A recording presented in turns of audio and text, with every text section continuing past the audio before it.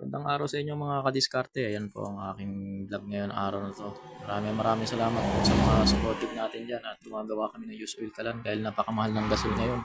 Dito sobrang makakatipid ginagawa ko dyan guys yung pinaka blower ng pinaka ano natin ng use oil natin para gumana yung pinaka use oil. Kasi kung walang blower hindi gagana ang pinaka use oil natin. Hindi pwedeng mawala ang pinaka blower natin guys. Hindi kasi gagana ang pinaka use oil natin. Yan guys, mga gustong mag reseller guys, mga mura. Yan. Ganyan lang ang diskarte natin. Kumuha ko lang ako dyan ng pinaka-PVC, yung orange, pinuputol-putol ko. Tapos nilagyan ko ng stick glue. Yan. Tapos kinokonek ko dun sa pinaka parang charger na sa ano niya. Yan. Tapos inaano ko, nire-repeat ko. Yan, para may pinaka ano siya guys. Meron siyang pinaka-pahinaan, controller. Kung magsasayin ka, pahinaan mo. Yan guys, may isang ano. Yan guys, tin-tape ko na yung pinaka-wire dyan para maganda ang ating kalalabasan. Ayan guys, naiikot na siya. Ang ganda, di ba na? Di ba sa mga gumagawa dito, magkakaroon kayo ng tip guys. Kaya follow lang kayo sa akin guys para magkaroon tayo ng ideya. Yan, yung mga, ayan guys, oh, yung pinakakalan natin, oh. Sakto yan guys. Isasalpak natin yan guys, oh. Yan, yung pinakabilog niya. Ayan, sakto yan. Di ba, isasaksak na lang natin. Ayos na. Meron na tayo ng use oil trending kalan. Yan, ayan guys, so pininturahan ko na ng black yan. Naiikot na siya. Nakakontrol niya. Ayan guys. Yan, di ba? Tapos na guys. So, pwede na tayo magluto niyan guys. Yan nga pala ang gamit namin araw-araw. Yan nga pala guys, ang mga kalan namin. So, nire-ready namin kasi magde-deliver kami ngayon. Yan nga pa yung misis ko, tinulungan ako. Ayun oh, nagpipintura siya ng pinaka-burner. Yung pinaka-burner nyo guys, naalis po yan. Yan, naglalagay na rin po siya ng pinaka-manual instruction kasi kailangan natin ng manual instruction para yung mga customer natin, client natin, hindi magalit. Kasi baka magalit sila, walang manual instruction, paano nga naman gamitin, di ba? Kaya kailangan po natin karoon nito na ng pinaka-manual instruction pagka tayo mag-deliver sa kanila para hindi may kinakaguide nga pala yung pinakamabait kong asawa na maganda. Yan, tinutulungan ako. Ito lang palang hanap buhay namin sa bahay, ganito lang, online. Yan, deliver, tapos yun, pag maya deliver namin sa JNT, yan, marami na nabalot.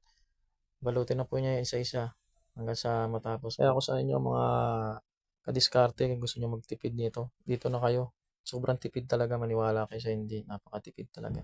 Hindi siya nangangamoy sa, hindi din siya lumalasa sa pinaka pagkain natin.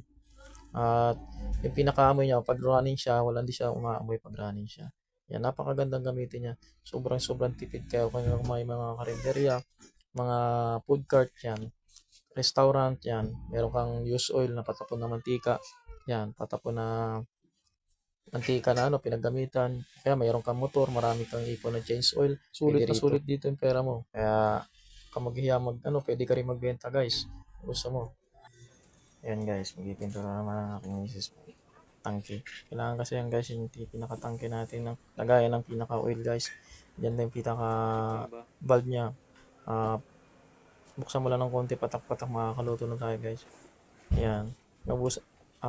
Matagal kasi matuyo yung pinaka-pintura namin, kaya pinaka-madali lang namin gawin yan. Ni madali kasi matuyo siya. So, pinaka-rush kasi itong order namin, kailangan naman i-deliver. So, ilan nga po siya? 12 pieces po siya. I-deliver ngayon araw. Yan po. So, palit na siya. Yan guys, isa-isa na binabalot. So, maraming process yan guys. Lalagyan pa yan plastic wrapper, tapos yung pinaka plastic bag na itim, yung basurahan yan po, tapos i-tape po yan, tapos lalagyan po ng paikot ng ano yan. Marami po siyang process bago mo kadali, kaya marami rin gagastusin sa GNT, marami, lalagay ka pa ng karton para hindi rin siya masira pagka diniliver sa GNT, kasi ang GNT basag, bato-bato dyan, bato doon pagka ano, kaya kami dinodouble namin, kaya hindi naman po yung masisira kasi gawang bakal po yan. Ang safety po yan, kaya maganda yung pagkakabalot natin yan. Kaya ano pang inaantay nyo guys, pwede kayo mag-order kung kayo mag-reseller, kung gusto nyo magbenta, magtinda, walang problema. Yan yung pinaka-tangke guys, ako naman gumagawa ko dyan ng blower. Ayan na siya guys, so pinaka natin, kala natin, ready to deliver na. Maraming salamat po.